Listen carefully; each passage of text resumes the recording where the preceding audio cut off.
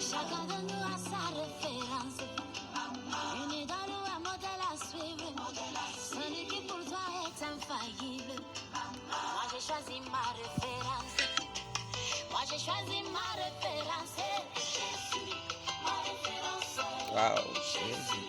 Ma référence. Jésus, ma référence. Jésus, ma référence. Il m'a pris l'humilité. Bien que quand il se rabaissait, jusqu'à aller laver les pieds de ses disciples. Oh Jésus, quelle humilité. Et c'est lui que j'ai pour référence. Jésus, ma référence. Jésus, ma référence. Jésus, ma référence. Jésus, ma référence. Dans sa vie de tous les jours, il n'avait rien fait de malhonnête. C'était un homme très puissant. Il passait son temps à la prière. Oh, Yaba, Seigneur, je voudrais Satakapayada. te ressembler. Je voulais te ressembler, Seigneur. Jésus, ma référence. Jésus, ma référence. Jésus, ma référence. Jésus, ma référence. Dieu vous bénisse, paix et joie sur vous. La grâce et la faveur du Seigneur soient sur chacun de nous. Merci encore, notre communauté grandit. Voilà, je vois les bien-aimés s'abonner et j'ai le témoignage de quelques personnes. Et je prie que cela continue de vous faire du bien tous les matins, du lundi au vendredi. Voilà. Et je pense que vous allez exhorter quelqu'un aussi à s'abonner afin de recevoir la parole, une parole directe, vraie, authentique, saine, sans maquillage du tout, basée sur la parole de Dieu, basée sur la Bible. Voilà, vous pouvez vérifier les écrits vous-même. Alors ce matin, je vais continuer dans le thème que j'ai commencé hier. Bible ouverte, c'est 20 minutes d'exhortation, 20 minutes réellement de consommation de la parole de Dieu. Voilà, la foi vient de ce qu'on entend et ce qu'on entend vient de la parole de Christ. Ouais, la foi vient de ce qu'on entend. Qu'est-ce que tu entends chaque matin avant de commencer ta journée? Qu'est-ce que tu entends? Voilà. Il dit, l'homme ne se nourrira pas seulement de pain, mais de toute parole qui sort de la bouche de l'Éternel. Et nous sommes là pour te donner cette parole. Et je prie qu'elle te fasse énormément de bien pour la seule gloire de notre Seigneur Jésus-Christ. Ce matin, je poursuis dans mon thème. Pourquoi certains enfants de Dieu n'ont pas le repos en Christ? Pourquoi certains enfants de Dieu n'ont pas le repos en Christ? C'est une question à laquelle nous tenterons d'apporter quelques réponses durant ces jours qui vont suivre. Ne ratez rien pour suivre et avoir quelques éléments de réponse de cette question capitale et pour moi plus qu'important. Voilà. Donc hier, nous avons dit que les enfants de Dieu n'ont pas le repos en Christ. Certains enfants de Dieu, je précise, n'ont pas le repos en Christ parce qu'ils sont passés par une fausse repentance. Une fausse repentance. Ils sont encore un pied dedans, un pied dehors. Ils sont encore un pied dans l'église, un pied dans le monde. Ils sont encore un pied dans le Seigneur et un pied dans le monde. Voilà, c'est les chrétiens panachés. Et bien aimé, en cela, tu ne verras pas la main vibrante du Seigneur dans ta vie, mais tu auras une autre main certainement dans ta vie. Parce que le système du monde est conduit par le diable et le système dans la foi est conduit par Jésus-Christ. La Bible dit quoi? La loi est venue par Moïse et la grâce et la vérité sont venues par Jésus-Christ. Amen. Dieu te bénisse. Et ce matin, nous allons voir la deuxième raison pour laquelle certains enfants de Dieu ou chrétiens n'ont pas le repos en Christ. J'ai déjà défini ce que c'est que le repos. Donc aujourd'hui, souffrez que nous ne revenons pas là-dessus.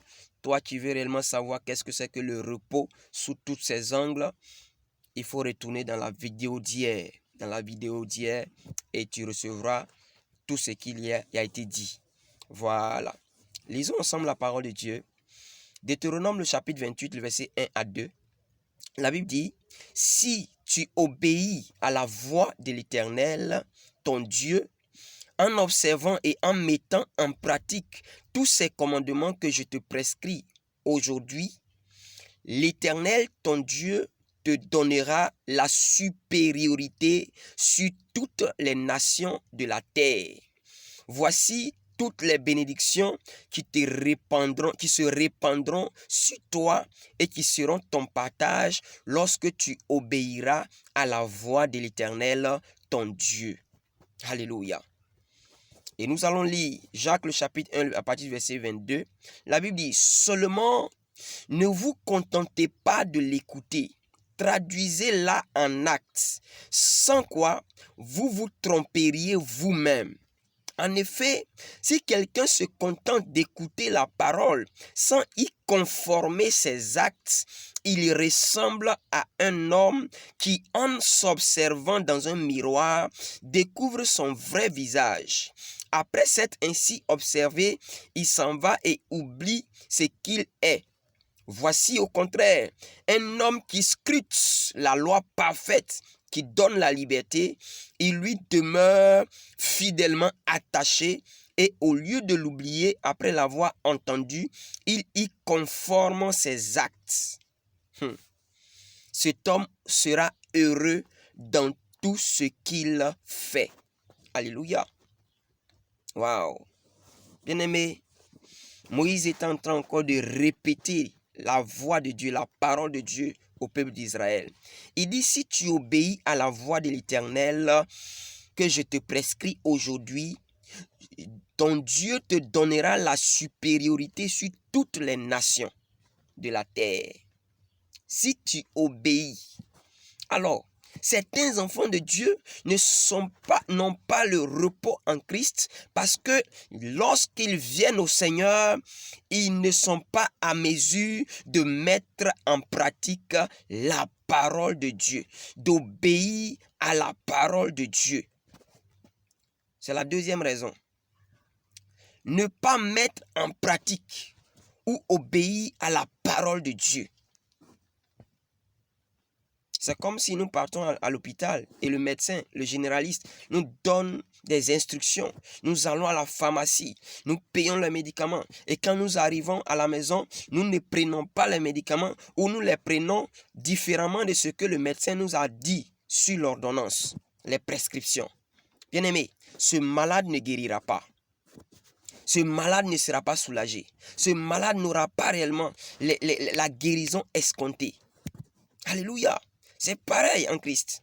Il dit quoi? Venez à moi, vous tous qui êtes fatigués et chargés, et je vous donnerai du repos. Mais comment tu vas avoir le repos si tu ne suis pas les instructions? Il dit, recevez mes instructions et ayez du repos pour vos âmes. C'est les instructions qui transforment. C'est les instructions qui restaurent. C'est les instructions qui bénissent. C'est les instructions qui élèvent. C'est les instructions. Et qui parle d'instruction parle de quoi? Obéir à la parole de Dieu. Mettre en pratique. C'est pourquoi l'apôtre Jacques dit ici, vous voyez, même Deutéronome le chapitre 28, le verset 2 dit quoi? Voici toutes les bénédictions qui se répandront sur toi. Alors, une fois que tu as obéi, Dieu dit que tu auras la supériorité sur toutes les nations de la terre. Deuxièmement, il y a des bénédictions qui vont t'accompagner. Il y a des bénédictions qui vont t'accompagner. Bien-aimé, quelqu'un qui n'a pas de bénédictions, lorsqu'il commence à avoir des bénédictions, il a le repos. Quelqu'un qui n'a pas de bénédictions, quand tu commences à mettre en pratique la parole de Dieu, la Bible dit, voici les bénédictions qui vont t'accompagner. Les bénédictions qui se répandront sur toi et qui seront ton partage lorsque tu obéiras à la voix de l'Éternel, ton Dieu. Pourquoi tu es dans le Seigneur et tu n'obéis pas au Seigneur? Pourquoi tu es dans le Seigneur et tu n'obéis pas à la parole du Seigneur? Tu ne pourras pas avoir le repos. C'est aussi simple que ça. La deuxième raison, Après la première raison qui est la fausse repentance. La deuxième raison, si tu te répands, tu dois commencer à observer la parole de Dieu. Suivez-moi bien, l'apôtre Jacques dit quoi? Jacques dit seulement, ne vous contentez pas à l'écouter. À écouter quoi? La parole de Dieu. Quand tu l'écoutes, traduisez-la en acte. Il faut traduire la parole que tu écoutes en acte. Sans quoi, vous vous tromperiez vous-même. Mais quelqu'un qui se trompe lui-même, il va rester même chose. Mais si tu ne te trompes pas toi-même, que tu obéis à la parole de Dieu, tu mets en pratique la parole de Dieu, tu ne seras plus jamais la même personne. Gloire à Dieu. Et il a comparé celui qui écoute la parole et qui n'en met pas en pratique comme quelqu'un qui regarde son visage dans un miroir et qui après ne sait pas qu'il s'est regardé. Il ne connaît plus qu'il y a un bouton sur le nez ou qu'il a des barbes comme le peu que j'ai. Gloire à Dieu. Tu regardes ton visage, tu dois savoir. Jacques a appelé la parole de Dieu la loi parfaite, la loi de la liberté. La loi parfaite, la loi de la liberté. La parole de Dieu libère. Oh kapatarabashata mama sheke. La parole de Dieu libère. Amen. La parole de Dieu libère. Il dit, voici au contraire, un homme qui scrute la loi parfaite qui donne la liberté. Il lui demeure fidèlement attaché. Tu demeures fidèlement attaché à la parole. Et au lieu de l'oublier, après l'avoir entendu, il y conforme ses actes. Il conforme sa vie à ça. Automatiquement, il s'en sort. Alléluia. Il s'en sort. Il y conforme ses actes. Il conforme ses actes. C'est-à-dire sa vie à la parole de Dieu. La Bible dit quoi? Cet homme sera heureux dans tout ce qu'il fait. Cet homme sera heureux dans tout ce qu'il fait. Quelqu'un qui est heureux, c'est qu'il a le repos. Jean dit dans son livre au chapitre 13, le verset 17, dit quoi? Si vous savez ces choses, vous êtes heureux pourvu que vous les pratiquiez. Si vous savez ces choses, si vous entendez la parole de Dieu, vous serez heureux pour vous que vous les pratiquez. Vous êtes heureux pour vous que vous les pratiquez. La parole de vie dit ceci. Maintenant, vous savez tout cela. Vous serez heureux si vous le faites. Vous serez heureux si vous le faites. Waouh! Vous aurez le repos si vous pratiquez. Je fais du bien à quelqu'un ce matin. La Bible dit, si vous restez attachés à moi, et si mes paroles restent en vous, demandez ce que vous voulez et vous l'aurez. Si vous restez attachés à moi, et si mes paroles restent en vous, demandez ce que vous voulez et vous l'aurez. Voilà. Voilà la parole de Dieu.